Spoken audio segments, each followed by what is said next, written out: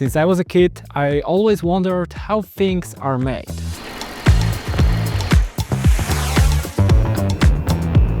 At some point, I just decided to make these things myself and share them with others.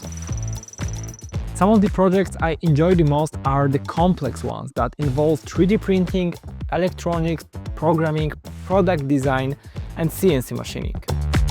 In one of my recent projects, I built a mini Mars rover using the SpaceMouse in the entire process from design to production. The most important part for me is finding the right design and managing all the moving parts using creativity and problem solving. My journey for this project began in Fusion, where I designed every single small detail in 3D.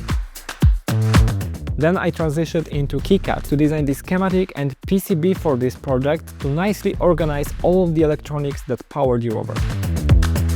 And once the PCB design was ready, I made it on my own with a small CNC machine.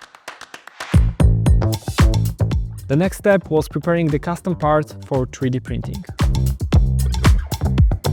And then finally I connected it all together and assembled the rover. One big challenge I faced was a major issue with a key part of the rover. The arm was not functioning properly. Instead of giving up, I returned to the design stage, carefully analyzing the model in Fusion, the geometry, the problem, and finally I found a proper solution. After printing the parts, assembling and testing, the arm was working properly.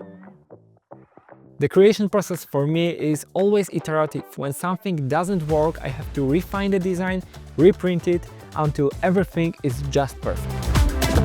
For me, it's all about bringing new ideas to life as quickly as I can, and having the right tools to do that, like the SpaceMouse, makes the process smoother and more enjoyable.